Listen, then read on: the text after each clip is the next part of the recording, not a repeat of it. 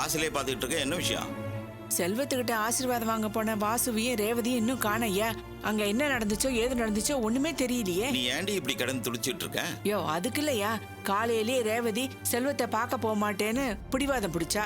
நாம 2 பேரும் வாசுவும் சேர்ந்து தானே கட்டாயப்படுத்தி அவளை அனுப்பி வச்சோம். அங்க செல்வம் ஏதாவது பேசி இவ அதுக்கு பதில் பேசி எதுவும் வாக்குவாதம் நடந்திருக்குமோன்னு கவலையா இருக்கியா? ஏண்டி உன் வாயில நல்ல வார்த்தையா வராதா? ஐயோ இவ்வளவு நேரமாயி அவங்கள காணமே, அதான். புரியாம பேசாதீ. சின்ன சிறுசுங்க செல்வத்தை பார்த்துட்டு அப்படியே பீச்சு கோயில்னு போயிட்டு வருவாங்க. இதுக்கு போய் துடிச்சிட்டு நிக்கிற.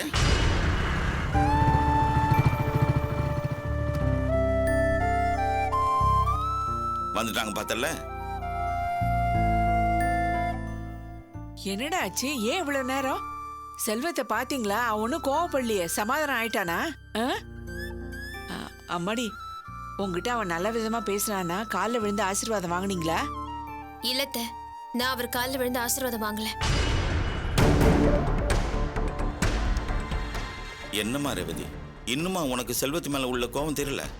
முதல்ல இருந்ததை விட இப்பதான் மாமா அவர் மேல கோபம் அதிகமாயிருக்கு. பாத்தியா ஐயா, நான் கவலைப்பட்ட மாதிரி ஏதோ நடந்திருக்கு. டேய் வாசு, போன இடத்துல என்னடா நடந்துச்சு? செல்வம் என்ன சொன்னா, அதுக்கு என்ன பதில் சொன்னா? அண்ணன் முதல்ல கோவமா தான் இருந்தாரு. அதுக்கப்புறம் அவரை பேசி சமாதானப்படுத்திட்டேன். ஆனா ரேவதி காலில் விழுந்து ஆசீர்வாதம் வாங்கன்னு சொன்னப்போ, உங்க அண்ணன் மட்டும் தனியா நிக்கிறாரே, அவர்கிட்ட மட்டும் எப்படி தனியா ஆசீர்வாதம் வாங்குறது? உங்க அண்ணியும் அவர் பக்கத்துல நிக்கணும்ல, அக்காவும் பக்கத்துல நிக்கட்டும், 2 பேரும் சேர்ந்து வாழ்த்துட்டோம். இப்படி நடக்கும் நான் கொஞ்சம் கூட எதிர்பார்க்கல. அர்ச்சனா விஷயம் எனக்கு ஏற்கனவே தெரியுமா.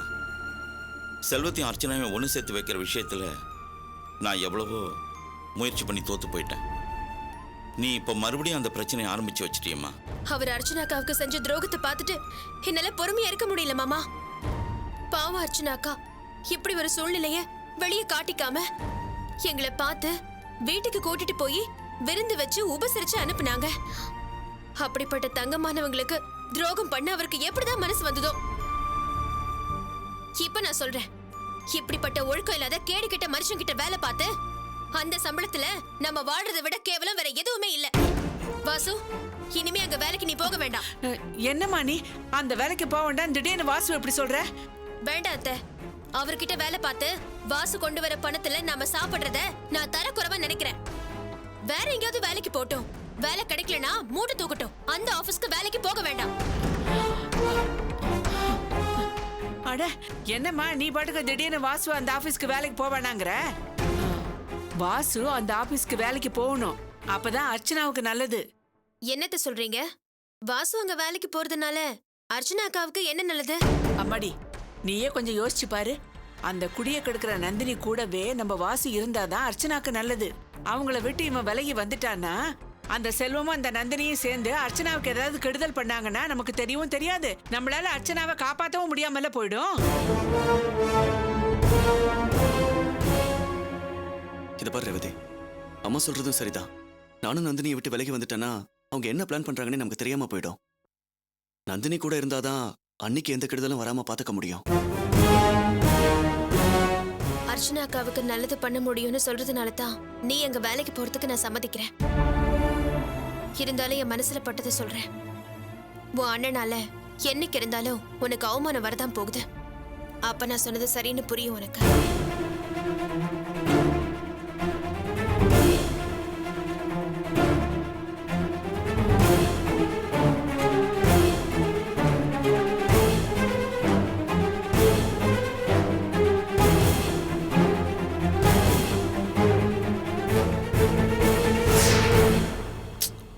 என்னாச்சு செல்வம்? வந்ததுல இருந்து பாத்துக்கிட்டு இருக்கேன், ஏன் டென்ஷனாவே இருக்க? நான் தான் அன்னைக்கே சொன்னேன்ல, வாசுக்கு அந்த ரேவதி சரிப்பட்டு வர மாட்டா, அவனுக்கு வேற ஒரு நல்ல பொண்ணை பார்த்து கல்யாணம் பண்ணி வைக்கிறேன்னு. நீ தான் கேட்கல. நான் அன்னைக்கே சொன்னேன்ல, இது அவங்க பர்சனல் விஷயம், வாசு இஷ்டத்துக்கே விட்டுருன்னு. அப்படியே இதை நினைச்சு டென்ஷன் ஆயிட்டு இருக்க? எல்லாம் காரணமா தான். அந்த வாசு ரேவதியை மறுபடியும் தாலி கட்டி கல்யாணம் பண்ணிருக்கான், தெரியுமா உனக்கு? 2 பேரும் சேர்ந்து எவ்வளவு தைரியம் இருந்தா என்கிட்ட ஆசீர்வாதம் வாங்க வருவாங்க. ஆரம்பத்துல பயங்கரமா கோவப்பட்டு திட்டினேன். அதுக்கப்புறம் நீ சொன்னதை மனசுல வச்சுக்கிட்டு கோவத்தெல்லாம் மறந்து போனா போது சமாதானமா போலான்னு 2 பேரும் வேணா காலில் விழுந்து ஆசீர்வாதம் வாங்கிக்கோங்கன்னு சொன்னேன். அதுக்கு அந்த ரேவதி அர்ச்சனா என் பக்கத்துல நின்னதான் காலில் வந்து ஆசீர்வாதம் வாங்க வேணும் கண்டிஷன் போடுறா. இந்த ஜென்மத்துல அது நடக்காதுன்னு திட்டி விட்டு அமிச்சிட்டேன். இப்ப தெரியுதா நான் ஏன் இவ்வளவு டென்ஷனா இருக்கேன்னு? சரி விடு. அவ ஏதோ அர்ச்சனா மேல இருக்கிற விசுவாசத்தினால அப்படி பேசியிருக்கலாம். நீ போய் ஃப்ரெஷ் ஆயிட்டு வா, நான் டிஃபன் எடுத்து வைக்கிறேன். எடுத்து வை.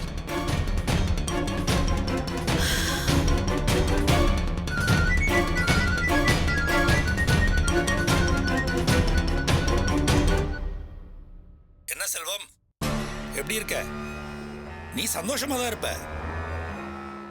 என் மாப்பிள்ளைய அசோசியேஷன் எலெக்ஷன்ல தோக்கடிச்சதும் இல்லாம அவன் அசோசியேஷன் பணத்தை முறைகேடு பண்ணிட்டான்னு நீ ஜெயிலுக்கு அமிச்சல்ல, ஊரு முழுக்க நல்ல பேர் வாங்கிட்ட. அதனால சந்தோஷமா தான் இருப்ப. ஆனா உன் சந்தோஷத்தை குழிப்பறிக்கிற மாதிரி ஒரு விஷயம் டிவியில நியூஸா வந்துட்டு இருக்கு. நீ முதல்ல அதை பாரு, அதுக்கப்புறம் நான் பேசுறேன்.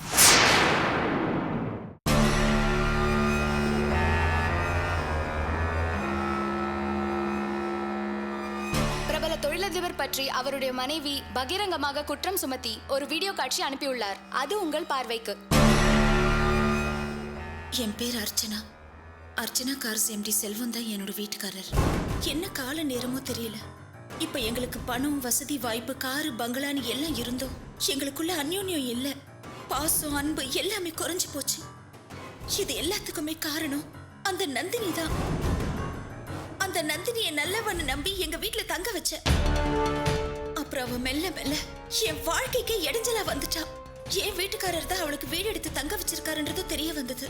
நான் அவளை பத்தி என் வீட்டுக்காரர்கிட்ட சந்தேகப்பட்டு கேட்கும் போதெல்லாம் அவர் என் மேல கோவப்படுவாரு. இப்போ எல்லாம் வெட்ட வெளிச்சமாயி என் வீட்டுக்காரர் என்கிட்ட கோச்சுக்கிட்டு அந்த நந்தினி கிட்டயே போய் தங்கிட்டாரு. இத்தனை நாள் தலைமறைவா வாழ்ந்துட்டு இருந்த என் புருஷனும் அந்த நந்தினியும் இப்போ துணிச்சல் வந்து வெளிப்படையாவே வாழ ஆரம்பிச்சிட்டாங்க. அந்த நந்தினி ஆபீஸ் கூட்டிட்டு வந்து பழையபடி பதவியை கொடுத்து பக்கத்திலே உட்கார வச்சுக்கிட்டாரு.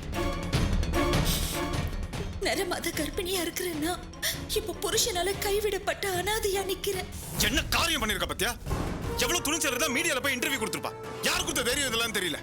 அந்த அர்ச்சனாவை இன்னைக்கு ரெண்டுல ஒண்ணு பண்ணிடுறேன். ஐயோ ப்ளீஸ் செல்வம், கொஞ்சம் பொறுமையா இரு. என்னது பொறுமையா இருக்கு சொல்றேன்? பார்த்தல டிவில போய் இன்டர்வியூ கொடுத்துருக்கா. வெளியில தலை கட்ட முடியாது. இதுக்கு மேல இவ்வளவு தூரம் அவமானப்படுத்திருக்கா. இதுக்கு மேல அமைதியா இருக்க சொன்னா என்ன அர்த்தம்? இல்ல, இது இப்ப சேனல் விஷயம் ஆயிடுச்சு. பிளான் பண்ணி தான் உன் இமேஜை டேமேஜ் பண்ணணுங்கிறதுக்காக இப்படி பண்ணிருக்காங்க. நீ இப்ப போய் அவங்க கிட்ட பிரச்சனை பண்ணேன்னா அதுவும் சேனலுக்கு ஒரு நியூஸா தான் போகும். அது அர்ச்சனாக்கு தான் சாதகமா இருக்கும். அதுக்காக இப்ப என்ன பண்ண சொல்ற? இது அப்படியே பேசாம விட்டுற சொல்றியா? செய்யணும் செல்வம், ஆனா யோசிச்சு புத்திசாலித்தனமா செய்யணும். இந்த மாதிரி நேரத்துல வேகத்தை விட விவேகம் தான் முக்கியம். இத பார், நான் பதுங்கணும்னு சொல்றது பயத்துல இல்ல, பாயறதுக்காக. ஏதோ தாலி கட்டி இத்தனை வருஷம் அவளோட குடும்பம் நடத்திருக்கேங்கிறதுக்காக மனசுல ஒரு ஓரமா அவ மேல பாசம் இருந்துச்சு. ஆனா இப்ப அதெல்லாம் ஒட்டுமொத்தமா போயிருச்சு. இவ்வளவு ஒரே தலைமுழுகினாதான் எனக்கு நிம்மதி கிடைக்கும். அது எல்லாத்துக்கும் கால நேரம்னு ஒண்ணு வரும். முள்ள முள்ளால தான் எடுக்கணும். அவங்க எப்படி நல்லா யோசிச்சு புத்திசாலித்தனமா இப்படி ஒரு காரியத்தை பண்ணாங்களோ, நம்மளும் புத்திசாலித்தனமா யோசிச்சு பண்ணணும்.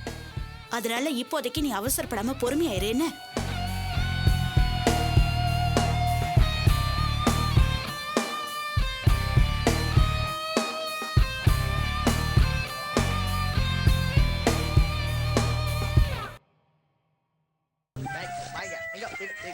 தண்ணிய காட்டுறனுக்க ஒழுங்க மரியாதையா வந்து கண்ணை பார்த்ததும் வேகமாய் மின்னல் அடித்ததன்.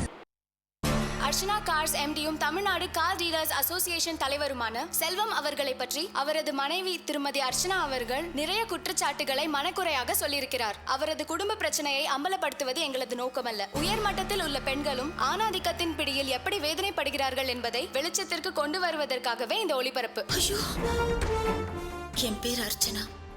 அர்ச்சனா கார்ஸ் எம்டி செல்வம் தான் என்னோட வீட்டுக்காரர். இப்ப எங்களுக்கு பணம், வசதி, வாய்ப்பு, காரு, பங்களான்னு எல்லாம் இருந்தோம். எங்களுக்குள்ள அந்யோன்யம் இல்ல. இது எல்லாத்துக்குமே காரணம் அந்த நந்தினி தான். என் வீட்டுக்காரர் என்கிட்ட கோச்சுக்கிட்டு அந்த நந்தினி கிட்டயே போய் தங்கிட்டாரு. பேபி, என்னம்மா? அங்க பாரு. இத்தனை நாள் தலைமறைவா வாழ்ந்துட்டு இருந்த என் புருஷனும் அந்த நந்தினியும் இப்போ துணிச்சல் வந்து வெளிப்படையாவே வாழ ஆரம்பிச்சிட்டாங்க. நரமாத கர்ப்பிணியா இருக்கிறேன்னா இப்ப புருஷனால கைவிடப்பட்ட அனாதையா நிக்கிறேன். என்னம்மா இது? நீங்க சாமியார் கிட்ட சொன்னதெல்லாம் டிவில வந்துகிட்டு இருக்கு. அதத்தான் நானும் உங்ககிட்ட கேக்குறேன். எப்படி வந்துச்சு? அம்மா எனக்கு எதுவும் தெரியாதுங்கம்மா. அவரை எப்படியாவது மெல்ல மெல்ல என் பக்கம் இழுத்து அவரோட சேர்ந்து வாழணுங்கிறதுக்காக தானே நீ சொன்ன அந்த சாமியாரை பார்க்க நான் வந்தேன். என் மனசுல இருந்த குறைய அந்த சாமியார் கிட்ட சொன்ன இந்த விஷயம் எப்படி டிவில வந்துச்சு? இந்த விஷயம் என் புருஷனுக்கு தெரிஞ்சா அவருக்கு என் மேல இருக்கிற கோபம் இன்னும் அதிகமாயிடாதா? என்னோட மொத்த வாழ்க்கையும் ஒல வைக்கணுங்கிறதுக்காக யார் இப்படி எல்லாம் பண்றது? நீ தானே சொன்ன அந்த சாமியாரு நல்லவரு வல்லவரு, அவரை போய் பார்த்தா பிரச்சனை எல்லாம் தீரும்னு நீ தானே அவர்கிட்ட கூட்டு போன. எப்படி இதெல்லாம் நடந்தது? ஐயோ அம்மா, என்ன சந்தேகப்படாதீங்க. எனக்கு எதுவுமே தெரியாது. என்ன நம்புங்க. மரியாதையா உண்மையை சொல்லிடு. ஐயோ அம்மா, என் மேல சந்தேகப்படாதீங்க. என் பிள்ளைங்க மேல சத்தியமா எனக்கு எதுவுமே தெரியாதுமா. நம்புங்கம்மா என்ன. அக்கம் பக்கத்துல இருக்கிறவங்க சொன்னதை வச்சுதாம்மா அவங்க கிட்ட நான் சொன்னேன். அந்த சாமியாரு பேசும்போது நல்ல விதமா தானமா பேசினாரு. அந்த சண்டாளு பாவிதாம்மா ஏதோ பண்ணிருக்கான். நான் எந்த விதத்திலயும் உங்களுக்கு துரோகம் பண்ணவே மாட்டேம்மா. என்ன நம்புங்கம்மா. எனக்கு எதிரா யார் இப்படி எல்லாம் பண்றாங்கன்னு எனக்கு ஒண்ணுமே புரியல. அந்த சாமியாரை போய் பார்த்தா உண்மை தெரிஞ்சிடுமா. இப்ப ராத்திரி நேரம் போக முடியாதுமா. காலையில போய் பார்த்து உண்மையை கண்டுபிடிப்போமா. அதுக்கப்புறம் இதுக்கு காரணமானவங்கள ஐயா முன்னாடி கொண்டு போய் நிறுத்தி ஐயாவை சமாதானப்படுத்திடலாமா. தைரியமா இருங்கம்மா. காலையில போய் விசாரிப்போம்மா.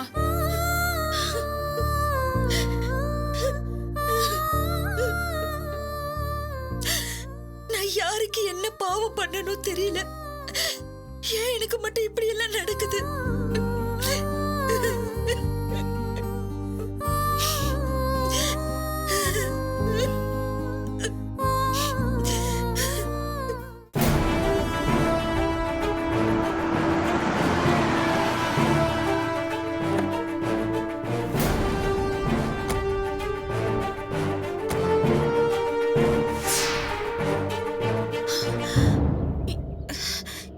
என்ன பூட்டி இருக்கு? தெரியலையம்மா.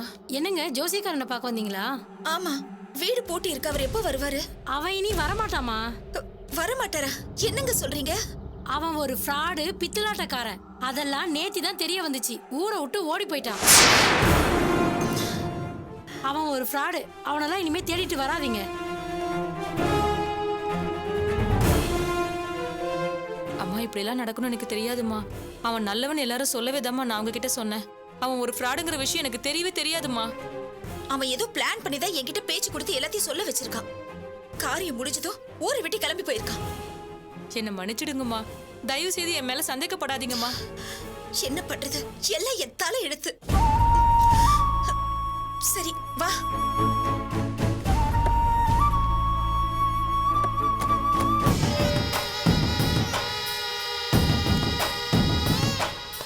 இந்த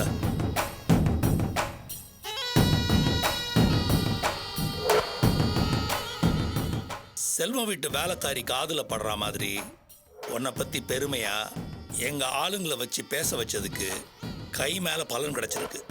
அந்த வேலைக்காரி செல்வம் பொண்டாட்டிய உன் இடத்துக்கு கூட்டிட்டு வந்து அவ மனக்குறையெல்லாம் நீ பேச வச்சு அது அவளுக்கே தெரியாம கேமரால ஷூட் பண்ணி நமக்கு தேவையானதை எடிட் பண்ணி டிவிலையும் ஒளிபரப்பியாச்சு. இதோட உன் நாடகமும் முடிஞ்சு போச்சு. உனக்கு தர வேண்டிய சம்பளம் தான் இது. ஐயா, உங்க பேச்சை நம்பி இப்படி ஒரு காரியத்தை செஞ்சிட்டேன். அந்த செல்வமும் பெரிய இடம். நாளைக்கு இந்த விஷயம் வெளியே தெரிஞ்சு எனக்கு ஏதாவது விபரீதம் ஆயிடுச்சுன்னா என்னையா பண்றது? நானும் புள்ள குட்டிக்காரையா. என்னையா பேசுற நீ? அந்த செல்வம் பெரிய ஆளுனா அப்போ எங்க அண்ணன் யாரு?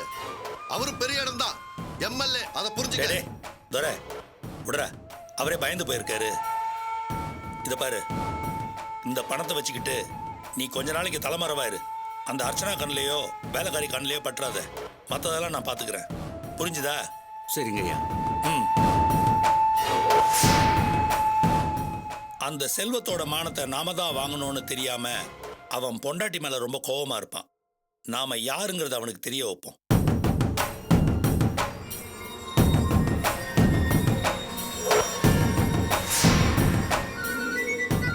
நந்தினி யார் பாரு? டிவியை பாரு, அப்புறமா பேசுறேன்னு சொல்லி செல்வத்துக்கிட்ட பேசுறதா நினைச்சு என்கிட்ட பேசிட்டான்.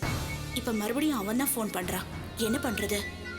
செல்வம் ஃபோனை அட்டன் பண்ணி நைட்டு எம்எல்ஏ பேசுனது தெரிஞ்சுட்டா ஏன் என்கிட்ட சொல்லலைன்னு கேட்டா என்ன செய்யறது? எப்படி சமாளிக்கிறது? யார் ஃபோன் பண்ணிருக்கா? யாருன்னு தெரியல, வெறும் நம்பர் மட்டும் வருது. என்ன ஏதாவது நன்கொடை அது இதுன்னு கேட்டு டிஸ்டர்ப் பண்ணுவாங்க. நான் பேசிக்கிறேன், நீ வேலையை பாரு.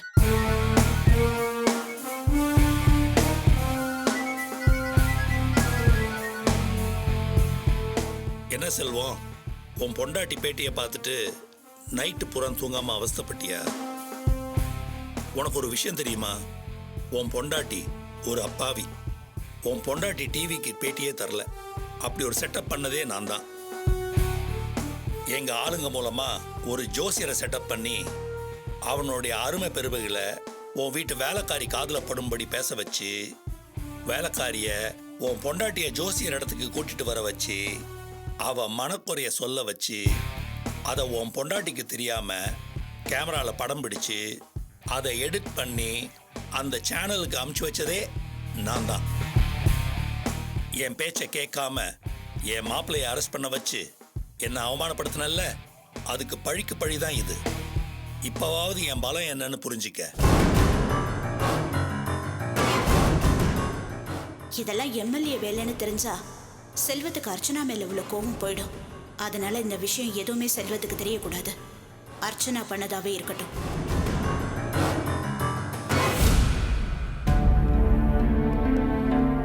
நந்தினி, யார் ஃபோன்ல? அது ஒன்றும் இம்பார்ட்டன்ட் கால் இல்லை செல்வம். சரி, ஆஃபீஸ் கிளம்பலாமா? போலாம். உன்கிட்ட ஒரு முக்கியமான விஷயம் பேசணும். என்ன? மனசு சரியில்லை செல்வம். அர்ச்சனா பண்ண காரியத்தை நினைச்சு நைட்டில் எனக்கு தூக்கமே வரல.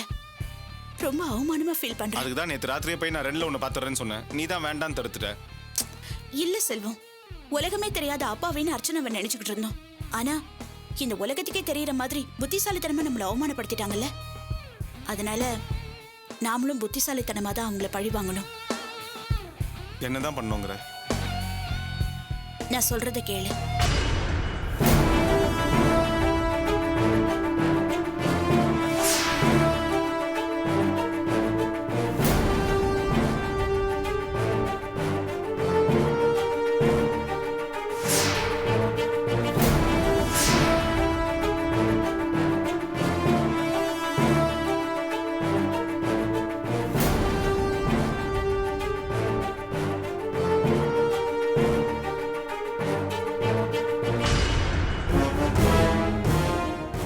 இதான் சொல்யூஷன்.